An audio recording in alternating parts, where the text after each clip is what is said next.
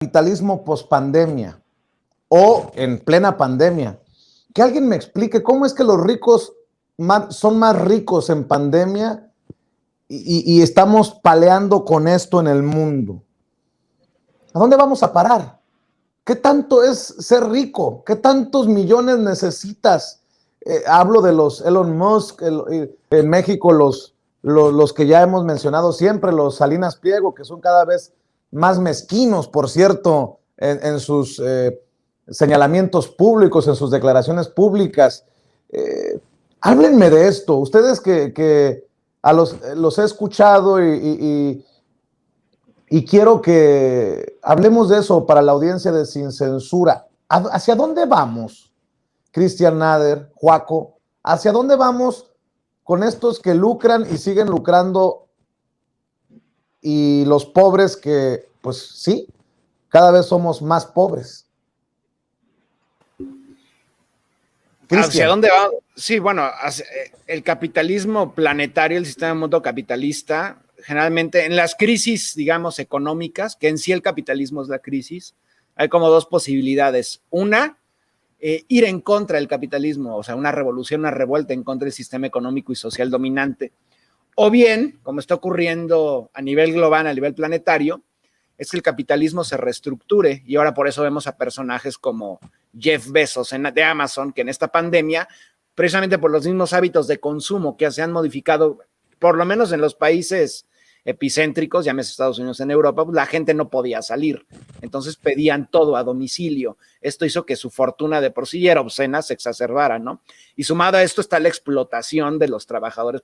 Estoy citando el caso de Amazon porque es el más presente, ¿no? La explotación de los trabajadores trabajando de 14 a 16 jornadas que no pueden ir ni siquiera al sanitario, y no nada más en consumo, sino también en producción, ¿no? La producción, mencionaste ahorita, Vicente, a Elon Musk, por ejemplo, ¿no? Que además de ser un junior cuyo único talento es realmente tratar de comprar las novedades a precio de ganga, pues también es un explotador y también es un golpista. Recordemos lo que hizo en 2019 junto con otros grandes oligarcas de litio a nivel global, apoyó el golpe de Estado en Bolivia, ¿no? Creo que a nivel global y ya como un asunto ya de nuestra civilización y civilizatorio, pues es ir hacia el colapso, un colapso asegurado, porque por ejemplo el cambio climático ante el modo de producción capitalista pues ya no se puede revertir. Se pueden tomar ciertos paliativos, pero esto pues, por supuesto es totalmente falso y no va a ocurrir absolutamente nada. Ahora bien, de que hay otros modelos, por supuesto, y en la pandemia se ha visto, pues sí los hay. Tenemos el caso cubano, por ejemplo, ¿no? Que creo que la historia de Cuba también, y la historia de Haití, por ejemplo. Hablemos de Haití, que es el caso, digamos, más presente, ¿no? A la par de que estaban orquestando una pseudo protesta en los medios, en las redes, en Haití acababan de matar un presidente a tiros, que tampoco era una perita en dulce, era un acaparador de tierras, ladrón de los pequeños productores, que a través de la agroindustria del cultivo de bananas se había hecho con el país y le otorgó, los Clinton le otorgaron la presidencia a este Juvenal Moise. Previamente estaba Michel Martelly y le estoy poniendo el ejemplo haitiano porque es el país del continente y del hemisferio occidental más pobre del planeta, pero tiene una de las élites más ricas, que por cierto no vive en Haití, vive al otro lado del Caribe, ya en suelo estadounidense, en Florida, ¿no? Ahí podemos verlo, el capitalismo, lo vulgar y ruin que es, como un país con la riqueza de Haití, porque tiene muchísima riqueza minera, suelo para la agricultura después de haber deforestado toda la isla, como un país que tiene esta pobreza tan abominable, puede tener alguna de las élites más ricas del planeta, y es precisamente a través del capitalismo y el proteccionismo que brinda Estados Unidos este tipo de delincuentes. Quien tiene una de las concesiones mineras a perpetuidad para la explotación de oro en Haití es el hermano de Hillary Clinton, Tony Rodham. Entonces ahí podemos ver, ¿no? Eso es el capitalismo, y lamentablemente en la pandemia se ha exacerbado esto, ¿no? Vuelvo a poner el ejemplo de Jeff Bezos, el ejemplo de Elon Musk, o por ejemplo el ejemplo de Amancio Ortega, hablando del caso español, ¿no? Porque a fin de cuentas, la prensa también son cabilderos y son representantes de estos oligarcas, en este caso textilero, ¿no?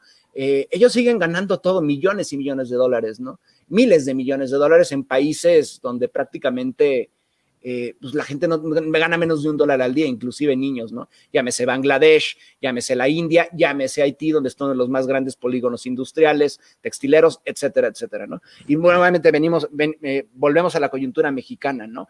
Eso ven los españoles, que podría estar en riesgo ante las cada vez mayores declaraciones del gobierno mexicano en que la soberanía mexicana se debe de respetar. O respetan y cumplen los derechos de los trabajadores, no nada más son mano de obra barata, inacabable, o se largan de este país. Y eso es lo más interesante, ¿no? Porque pues, México también es una potencia maquiladora, textilera, ¿no? Lamentablemente en el norte del país las condiciones siguen siendo pues, muy miserables, ¿no? Y eso es lo que representan los grandes gobiernos como España, que a fin de cuentas lo privado y lo público no se puede separar. Y eso es lo que quiere, ¿no? Mano de obra barata, recursos inagotables, llámese gas natural, incluso el aire, quitándole justamente tierras a los pueblos para construir sus parques eólicos. Eso representa España, cadenas de hoteles que privatizan playas en México, etcétera. Eso ha sido España en los últimos 90 años, ¿no? Y no nada más españoles en la metrópoli, en la península ibérica, ¿no? Sino también en ultramar, en sus excolonias americanas, porque también empresarios de ascendencia española en México, por ejemplo, los Vázquez Raña, ese colectivo ha sido monstruoso y también fue la colección con el franquismo en España, ¿no? Entonces, eso es el capitalismo en pandemia, un sistema brutal y que es más difícil de percibir porque todo el mundo está concentrado en lo que ocurre con la pandemia, pero atrás el imperialismo, el capitalismo, pues siguen moviendo la máquina y es una magia que nos va a llevar a todos a la destrucción, no solamente a la especie humana, sino todas las especies que conviven en este planeta con nosotros. Qué interesante lo que menciona Cristian, Joaquín.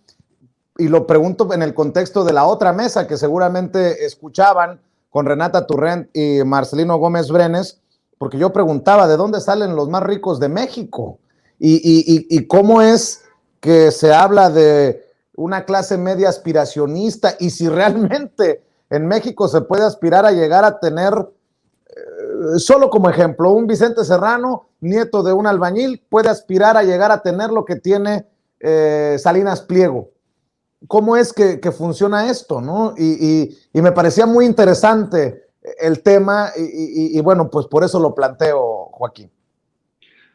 Es una pregunta interesante y sí escuché a mis compañeros y efectivamente, si uno nace de cierto estrato social hacia arriba, hay muchas más posibilidades de mantenerse en ese estrato social que de alguien que nace en un estrato social bajo a subir. México no viene de una sociedad propiamente feudal, viene de una sociedad de castas, en donde el lugar en donde uno nace es el lugar en donde uno va a morir. Y también esto viene aparejado con una serie de discursos que justifican esa condición de casta. Todavía cuando pasaban las películas de la Edad de Oro, podíamos ver este tipo de discursos, el orgullo de ser pobre, de nacer pobre y probablemente de morir pobre.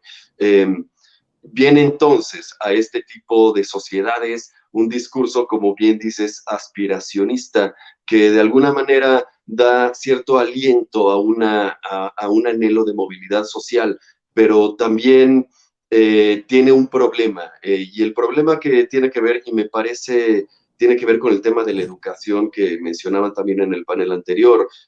Se creó un estilo, una ideología de aspiración que viene de pulmones, un anhelo en el que se va el aliento de uno y que no lo deja de alguna manera respirar.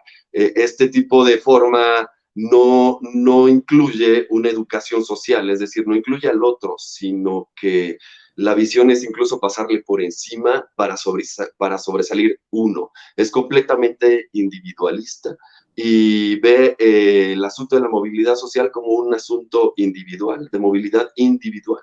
Y para poner un contraste, la sociedad japonesa cree que debe ayudar a su jefe y ayudarse a sí mismo para que todos en bloque suban.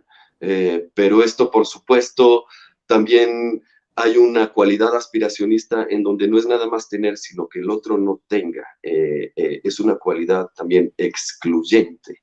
Y de alguna manera, juntándolo con tu pregunta anterior, en un mundo post-pandemia, en un capitalismo post-pandemia, hay dos tipos de visiones. Una que aún sigue siendo excluyente, Por ejemplo, de acuerdo con las vacunas, si tú tienes cierta vacuna, puedes pasar esta frontera, si no, no.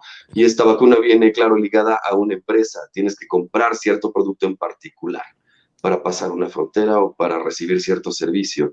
Y hay otro tipo de visión, por suerte, una visión colectiva que trata de cortar sus pérdidas, mirar hacia adentro y tratar de crecer en la medida de lo posible en los lugares en donde todavía existe espacio de crecimiento. Y creo, por suerte, que México se dirige más hacia esta nueva ideología cooperativa y no tanto una aspiracionista que busca aplastar a los demás.